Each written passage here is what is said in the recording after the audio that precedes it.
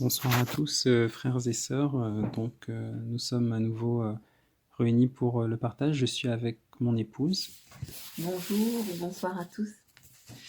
Donc, par rapport aux autres audios, nous allons continuer. Aujourd'hui, nous allons parler spécifiquement de la préparation matérielle à la fête des noces. Donc, c'est vrai que c'est une étape importante. Mais pour introduire un peu le sujet, on va commencer par prendre un passage. Ça va être dans Luc au chapitre 14.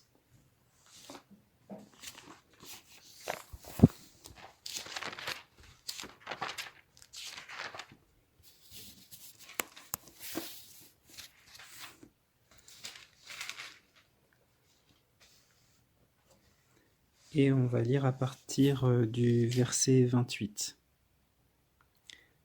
Car lequel de vous, s'il veut bâtir une tour, ne s'assied pas premièrement pour calculer la dépense et voir s'il a de quoi l'achever, de peur qu'après avoir posé les fondements, il ne puisse pas l'achever, et que tous ceux qui le verront ne commencent à se moquer de lui en disant: cet homme a commencé à bâtir et il n'a pas pu achever. Amen. On va s'arrêter ici. La raison pour laquelle nous avons décidé de prendre ce passage, c'est que la préparation matérielle au mariage, donc pour la fête des noces, nécessite une préparation, en fait, se préparer en amont, se préparer matériellement, financièrement et surtout calculer à la dépense. Bien entendu, chacun doit faire en fonction de ses moyens et surtout conduit par le Seigneur, car il n'est pas question de dépenser des sommes folles pour la fête des noces, mais c'est important de pouvoir se préparer matériellement, et le fait de pouvoir s'asseoir avec votre fiancé et de voir combien, par exemple, d'argent vous avez de côté, combien ça va vous coûter, eh bien, ça vous prépare aussi pour votre future vie commune, les moments où vous allez devoir établir un budget pour la famille, pour les enfants, les dépenses de l'année.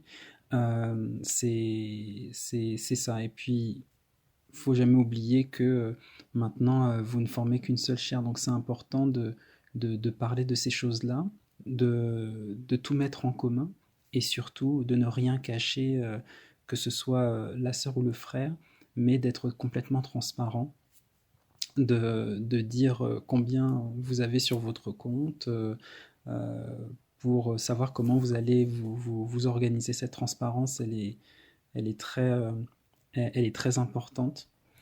Donc, vous allez tout simplement vous asseoir et puis voir comment on va faire, quoi, tout simplement. Tout à fait, Comment ouais. euh, est-ce qu'on prend une salle? Est-ce qu'on fait ça simplement au restaurant? Combien de personnes? Et encore une fois, et j'insiste bien, il s'agit de préparer la fête des noces, mais de toujours conduit par le Seigneur. Il ne s'agit pas de vouloir, comme je disais, euh, dépenser des sommes folles ou faire appel à un wedding planner comme on peut le voir dans le monde. On va en reparler de toute façon. Mais c'est vraiment important de passer à cette étape-là. Et justement, par rapport à tout ce qui peut se faire dans le monde concernant le mariage, on va prendre un passage qui parle un peu de ça. C'est dans 1 Jean.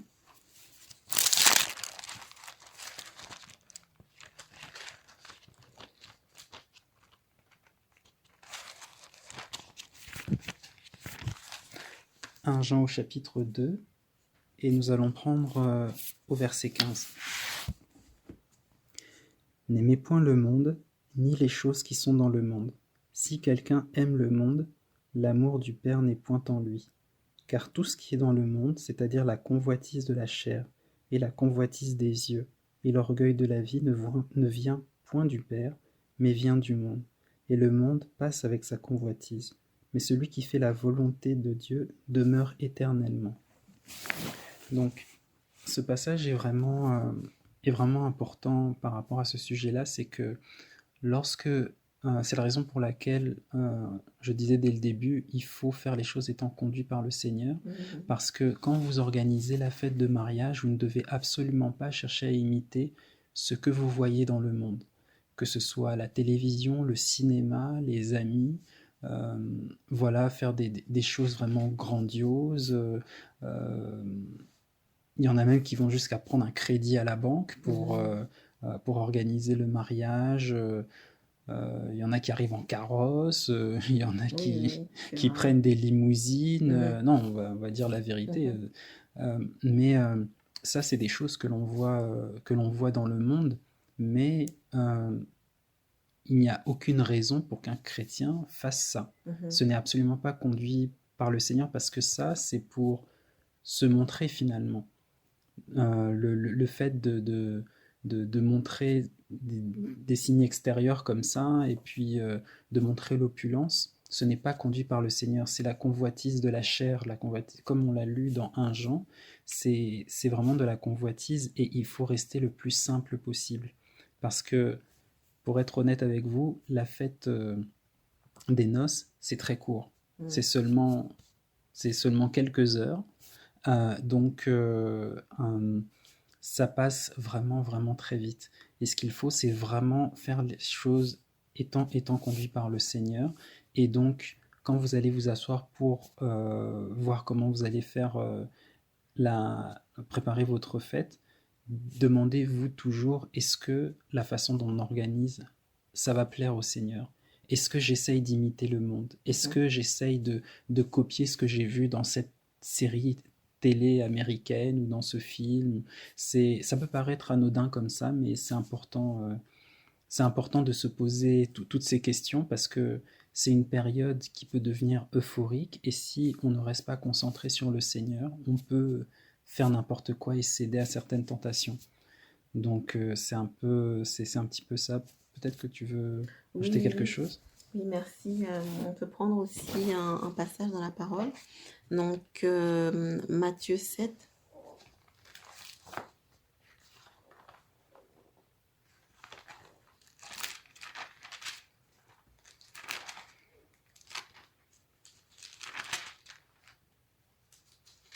Donc, Matthieu 7, à partir du verset 24.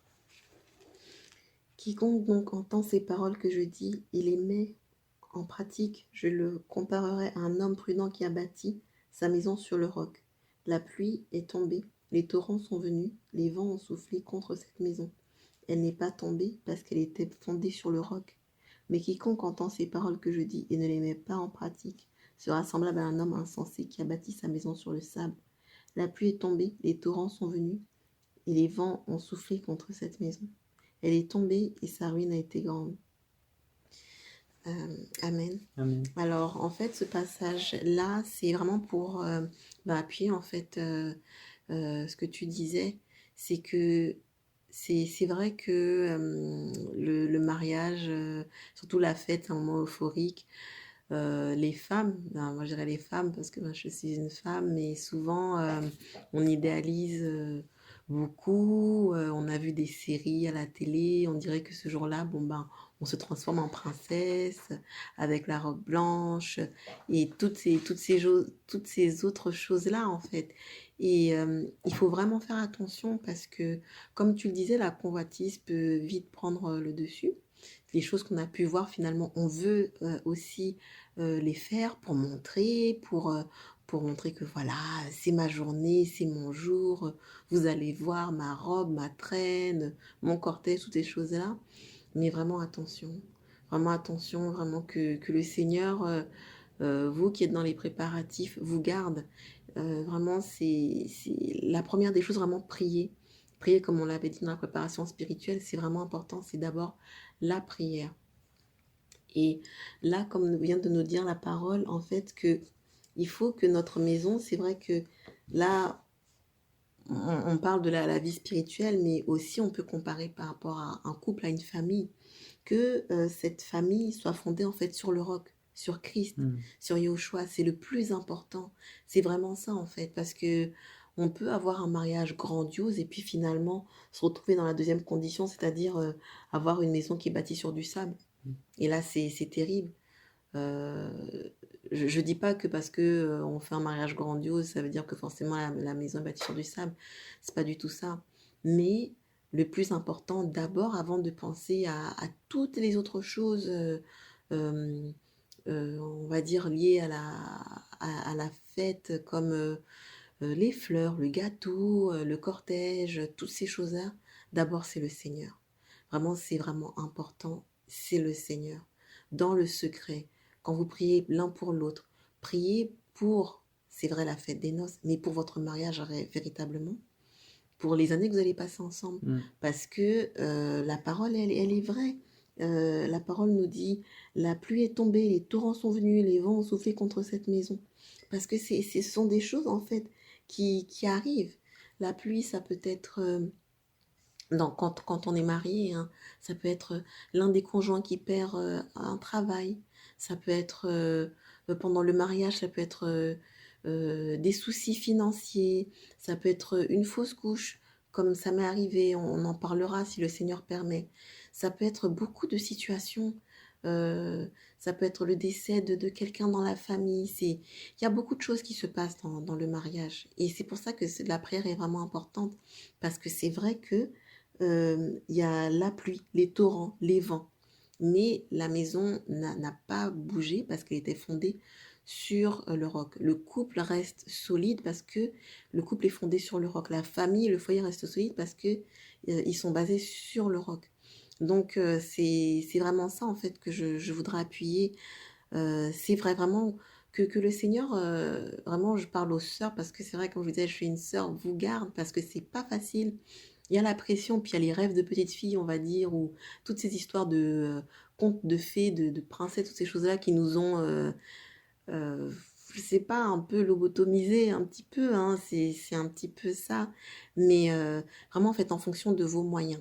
Pas de dette, vraiment pas de dette. Pour une journée, puis comme tu dis, c'est même pas une journée, quelques heures, franchement, quand moi je me rappelle notre journée, c'est passé tellement vite. C'est passé tellement vite qu'on n'a même pas pu manger, Oui, je m'en oui, rappelle. oui, oui, je Parce confirme. Ouais. que on dit bonjour à tout le monde, ça passe très très vite. Donc pas s'endetter pour quelques heures, vraiment, ça n'en vaut pas du tout la peine. Et je dirais qu'il ne faut pas se culpabiliser si on n'a pas les moyens. Si par exemple, c'est possible d'avoir un gâteau de mariage, c'est pas grave. Pas possible d'avoir un photographe, c'est pas grave. Le plus important, c'est vraiment la bénédiction des parents. Les mariés sont là, les témoins sont là, on se réjouit. Ça peut être dans un parc, dans un pique-nique. Ça peut être au restaurant parce qu'on n'a pas de moyens. Ça peut être dans la maison des parents, si les parents ils ont un jardin ou même à la maison simplement. Moi, je connais une sœur qui était déjà avec son copain à l'époque, ils avaient des enfants, mais quand elle a entendu vraiment le message, ça a touché son cœur, elle s'est dit non, il faut que je mette ma vie en règle. Elle en a parlé à son mari, puis dans le pays dans lequel on vit, on n'est pas obligé de se marier à la mairie, donc le notaire est venu dans leur maison. Ils ont fait ça au salon, simplement, Mm. et ils étaient mariés. Et Ah, merci Seigneur, c'est simple. Il y en a qui diront, oh bah oui, mais elle avait pas la robe ou quoi. C'était pas ça. Elle voulait simplement se mettre en règle devant le Seigneur. Et c'est ça en fait, c'est vraiment se mettre en règle et puis qu'on soit dans la joie, comme dans la parole, on parle des noces de Cana, il y avait du vin, non seulement qu'il y avait la réjouissance.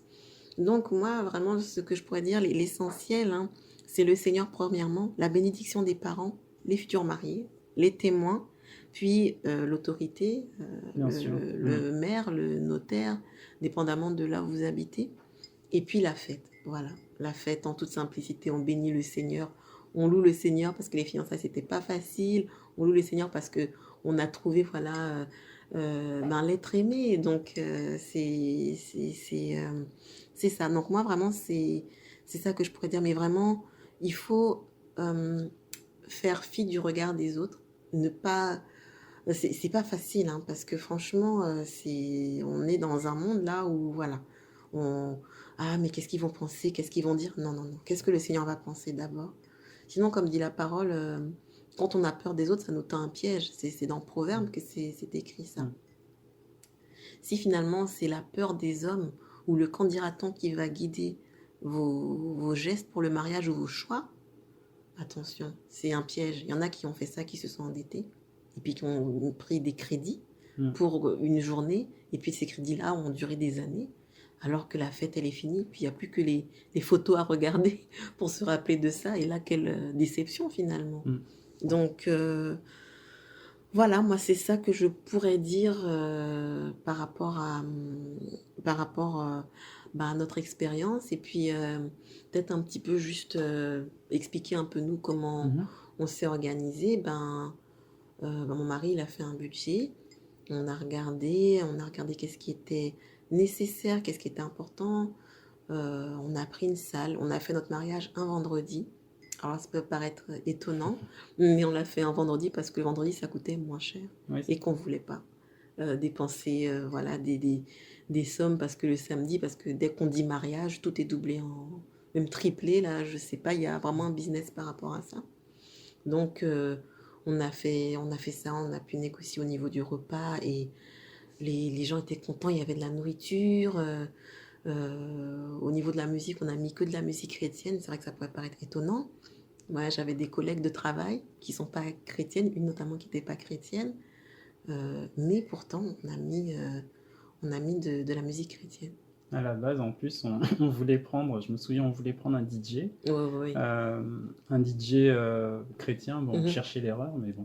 Ouais, c'est ça. Mais en tout cas, on l'avait trouvé, on avait discuté avec lui et tout, mais après avoir regardé son Facebook, donc on a vu qu'il donnait, il travaillait aussi, enfin, il donnait aussi des Mhm, représentations mhm. dans le monde, tout ça, avec de la musique du monde, donc on est arrivé à la conclusion que de toute façon, on ne trouvera pas un DJ chrétien. Puis DJ chrétien, comme je disais, chercher l'erreur, Oui, oui, oui. ça ne ça peut pas exister. Donc, ce qu'on a fait, on s'est dit, bon, ben, on va faire notre propre playlist. Et puis, on va demander à une personne qui peut se charger de diffuser la Voilà. playlist que nous-mêmes, Mhm. on aura concoctée. Donc, c'est ça nous a pris du temps, mais on a cherché, on a fait notre playlist. Et comme ça, on a diffusé uniquement la musique que nous, Voilà, oui, oui. on avait, on avait déterminé, quoi. Mhm, Donc c'est possible. Et puis euh, nos parents étaient conciliants aussi. mhm. Donc vraiment, ça a bien été. Ouais. Ça a bien été. Donc ça aussi, ça a l'air de rien comme ça, mais euh, avoir un DJ, le souci que vous pourrez avoir, c'est qu'à un moment donné, le DJ, lui, son travail, c'est de faire danser les gens, Mhm, quel que soit le style. Donc si il veut que la piste ne se vide pas, même si vous ne lui avez donné aucune recommandation, mhm, ou si vous lui avez dit occupe-toi de la musique sans recommandation, à un mhm. moment donné, il mettra une musique qui ne sera pas du tout chrétienne. C'est ça, ouais. Donc c'est pour ça que nous, on avait fait ce choix-là. Ceci étant, c'est sûr que vous pouvez avoir des membres de votre famille qui ne connaissent pas le Seigneur et qui veulent absolument Ouais. la musique du monde. Bien sûr, ça peut arriver. Là après, c'est sûr que vous pourrez discuter avec eux. Ce qui est sûr que vous aurez du mal en fait à les empêcher de Oui, mettre, oui. la musique, mais vous pouvez par exemple très bien leur proposer de mettre la musique quand vous êtes parti. Mhm. Oui, oui. Vous êtes parti, après ils peuvent faire ce qu'ils veulent. Ouais. Vous avez la possibilité de faire ça parce que de toute façon, vous ne pourrez pas les empêcher Non. Mhm. de mettre leur musique. C'est vrai. Donc, donc c'est un, c'est un peu ça. Ah oui, oui, tu voulais Oui. dire. Oui, oui, oui, en fait, c'est juste pour appuyer ce que tu viens de dire. C'est important d'être quand même souple, quoi. Mm. Nous, le Seigneur, il nous a fait grâce, parce qu'initialement, c'était pas prévu comme ça. Oh, pas Notre du tout. mariage aurait Non, non. dû être vraiment là. En tout cas, le Seigneur a retourné complètement la situation. Mais il a permis, en fait, qu'on puisse organiser le mariage vraiment simplement comme nous, on l'avait souhaité, en fait. Mais si vous, là, vous êtes, vos parents ne connaissent pas le Seigneur et qui vous imposent de la musique, voilà, qui n'est pas chrétienne, vraiment ne commencez pas à vous culpabiliser ou à vous sentir mal. Ce sont vos parents, il faut les respecter. Euh, Ils veulent aussi se réjouir. Ils ont attendu, ils vous ont éduqué, ils vous ont assisté dans de nombreuses difficultés, épreuves et tout ça. Donc, simplement, voilà, mettez certaines conditions quand on va partir, là, vous mettez la musique que vous voulez. Pendant qu'on est là, vraiment, on aimerait qu'il n'y ait que de la musique chrétienne. Et prier, et prier. Le Seigneur peut toucher vraiment le cœur de vos parents, comme il a fait pour nous. Moi, je sais que mon père, il aime beaucoup la musique du monde, il aime la salsa, toutes ces choses-là, et pourtant, il n'y en avait pas, mais il était content. Le jour de notre mariage, et il n'y a pas eu toutes ces musiques-là que lui, il aimait, il aime que ma mère aimait, mais ils se sont réjouis aussi. Simplement, donc, le Seigneur peut incliner les cœurs, mais si le Seigneur ne le permet pas et que cela ne se fait pas, soyez souple et ne soyez pas dur pour dire non, ça va se passer comme ça, parce que ça peut amener de la frustration auprès des parents, peut-être Mm. même des disputes aussi. C'est un moment, vous verrez, dans les préparatifs de mariage, il y a déjà beaucoup de stress, Mm. beaucoup de tension. L'ennemi vient beaucoup semer la zizanie. On en a Donc, eu. oui, oui, oui, vraiment, on en a eu et c'était jusqu'à la veille du mariage. Franchement, c'est Ouais. incroyable, hein. C'est pas facile. Donc, essayez d'éviter le plus possible déjà on va dire les histoires, les problèmes. Et puis, ben, si c'est une demande qu'ils ont, ok, pas de problème, mais mettez des conditions. Mm. Toujours, voilà, dans la prière et puis dans la discussion. Vraiment, faut être souple. Faut être souple. Puis, est-ce que tu voulais dire quelque chose? Sinon, j'avais un autre point. Mhm. Ben non, en fait, je repensais aux Oui, tensions dont tu parlais. oui, oui, oui. Effectivement, avant les noces, c'était pas évident parce que bon, bah forcément, c'est avant la fête de mariage, il y a des choses à organiser, les Oui, familles oui. sont là, on veut que tout soit bien fait, Oui, oui. mais c'est aussi un moment, et puis je le réalise aussi aujourd'hui, c'est là où il faut davantage redoubler d'efforts dans la prière. Parce qu'effectivement, comme tu viens de dire, le diable, il est jamais loin. Mhm. Euh, c'est sûr, il peut y avoir des incompréhensions et tout, mais toujours revenir au pied du maître pour lui, voilà, pour lui demander bah, comment je dois me comporter, Seigneur, donne-moi la paix et tout. Parce que comme on l'a dit, c'est juste quelques heures. Donc, et vous allez vous rendre compte que vous pouvez même vous disputer, je sais pas moi, pour un pot de fleurs qui doit être sur telle table ou Bah oui, ben, je pense que un c'est ça plan qui de nous était table. arrivé. On s'était Exactement. tendu pour rien. Je me rappelais même plus pourquoi, mais. Exactement. Et c'est la raison pour laquelle je voulais revenir là-dessus, de vraiment prier, parce que nous, ça nous est arrivé, mais en discutant aussi avec d'autres personnes, Oui, oui. ça leur est arrivé Ouais. aussi quelques jours avant le Ah mariage. ouais, ouais. Et c'est pour ça qu'il faut vraiment redoubler d'efforts dans la prière, parce que regardez, aujourd'hui, nous, on a même oublié la moitié des choses pour lesquelles on était en désaccord. Mm. Pour bien vous montrer que cette fête de mariage, c'est que quelques heures, il y a plein de choses que vous allez oublier, Oui. et que ce n'est pas ça qui va euh, ça, c'est simplement la confirmation. Le Mm. mariage, c'est après, c'est toutes les années que Amen. vous aurez ensuite. Donc, ça ne vaut pas la peine de se prendre la tête pour, je sais pas si vous allez manger du poisson ou du poulet, ou si vous allez, Putain, c'est vrai, hein. voilà, C'est fou. donc tout ça Ouais. pour dire, restez vraiment toujours au pied du maître, Amen. demeurez en prière tous les deux, soutenez-vous, supportez-vous, c'est vraiment important. Mhm. Amen. Amen. Puis ben, on avait une liste de questions Oui, oui, qu'on c'est vrai. avait. Donc, on a déjà parlé d'une. Il y a. Voilà. Nous, on ne boit pas. C'est des questions qu'on peut se poser, puis nous, on s'en est posé aussi certaines, Mm. hein. Bon, on ne boit pas d'alcool, mais nos parents, oui. Alors, qu'est-ce qu'on fait? Est-ce qu'on met de l'alcool au mariage? Est-ce que c'est un péché de mettre de l'alcool au mariage? Voilà.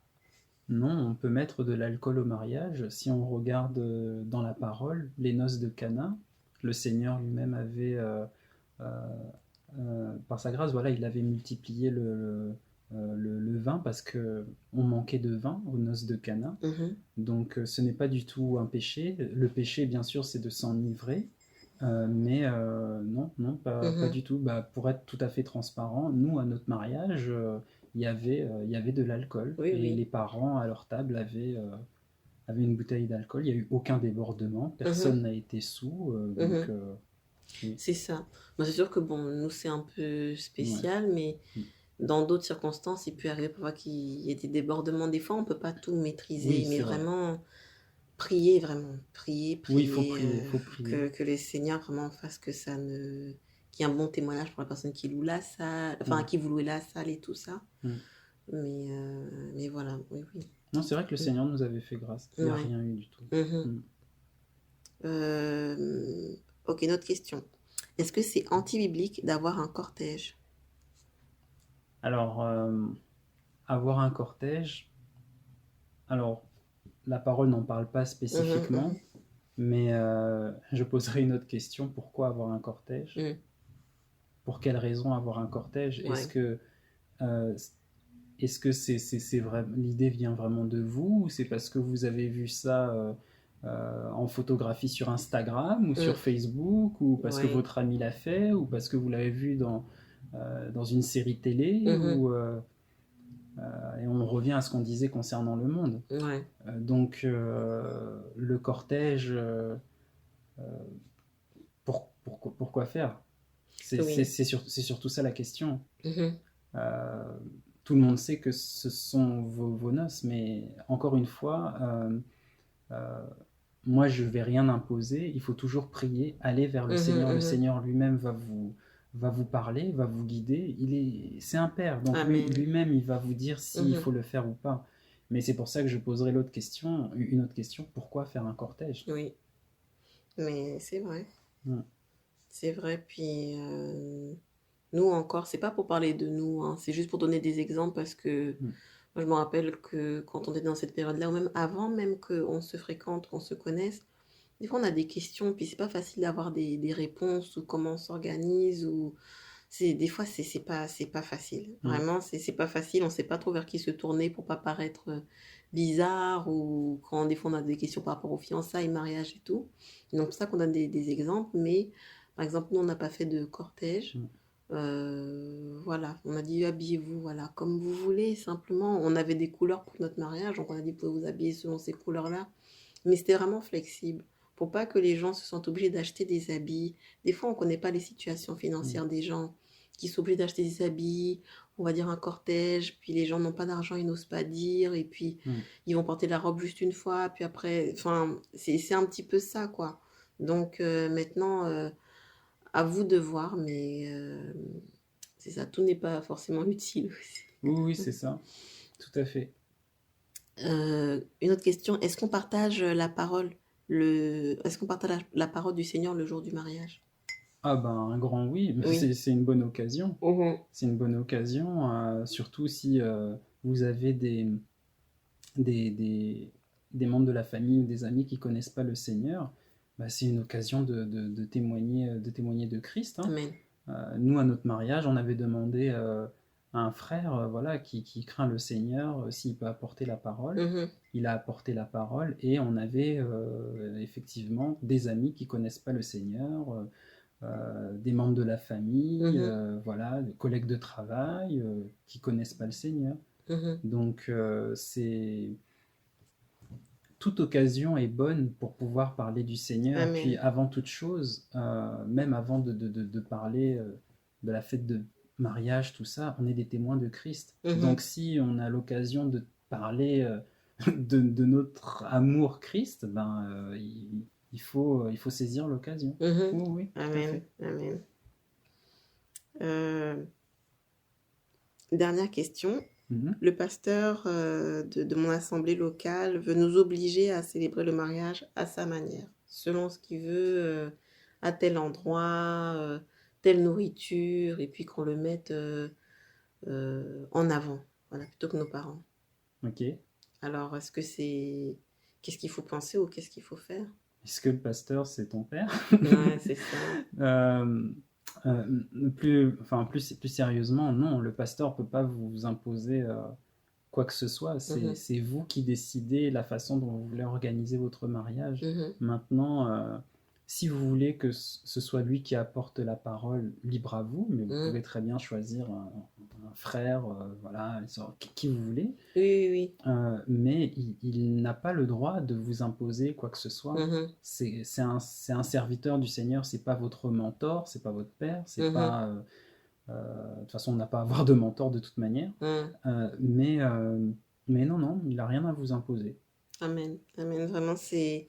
faut vraiment se rappeler, et puis moi, ça va être ma conclusion, que c'est une fête familiale. Oui. C'est vraiment les parents qui sont à l'honneur Et les parents sont tellement heureux, en fait, pour vous avoir vu grandir et passer à travers différentes étapes, que c'est vraiment, cette journée-là, c'est vrai que c'est vous qui vous mariez, mais aussi les parents se réjouissent, en fait, de voir votre évolution, Mm. simplement. C'est une fierté, quoi. Donc, voilà, moi, c'est ce que je dirais. C'est vraiment la famille qui a l'honneur de cette fête-là de mariage. Amen. Et puis moi je dirais aussi hein, pour conclure, euh, effectivement, pareil, la famille est à l'honneur, surtout en toute chose, demander au Seigneur. Ça peut paraître peut-être petit comme ça, mais même dans les moindres détails, il faut demander au Seigneur. Parce que la façon dont vous allez célébrer votre fête de mariage, surtout si vous invitez des personnes de l'extérieur, des personnes qui ne connaissent pas le Seigneur, eh bien, c'est l'image que vous allez retranscrire. Mhm. On est des enfants de lumière, donc si on voit que finalement, il n'y a pas une grande différence entre les mariages qu'on peut voir dans le monde, enfin avec les mariages qu'on peut voir dans le monde, le témoignage n'est pas bon. Mhm. La façon dont on organise, la façon dont on célèbre sa fête de mariage, c'est très représentatif aussi de la foi que l'on a et de la Mhm. consécration que l'on a envers Yahushua. Donc, c'est pour ça qu'en toute chose, voilà, tout remettre entre les mains du Seigneur. Mhm. Amen. Puis j'avais dit que c'était mon dernier point. Je m'excuse, c'était mon avant-dernier point. Mon vrai dernier point. C'est juste quand tu as parlé de ça, ça me fait penser rapidement. C'est vraiment les sœurs, attention aussi à la robe de mariage. Vraiment, la décence, quoi. Faut toujours la garder, quoi. C'est pas là de sortir la robe sirène, celle qui moule tout le corps, le décolleté. Non, franchement, non, quoi. C'est pas correct. Vraiment, la décence. C'est pas le jour où on se dit, ah voilà, là, ça y est. Non, non, non. La décence, c'est vraiment important. Voilà, c'est ça que je voudrais dire. Même dans ça, dans les petites choses, vraiment, mettez le Seigneur à l'honneur. Et que quand les gens viendront, ils vont voir la robe, eux aussi, on dit, ah, mais c'est pas une robe comme les autres.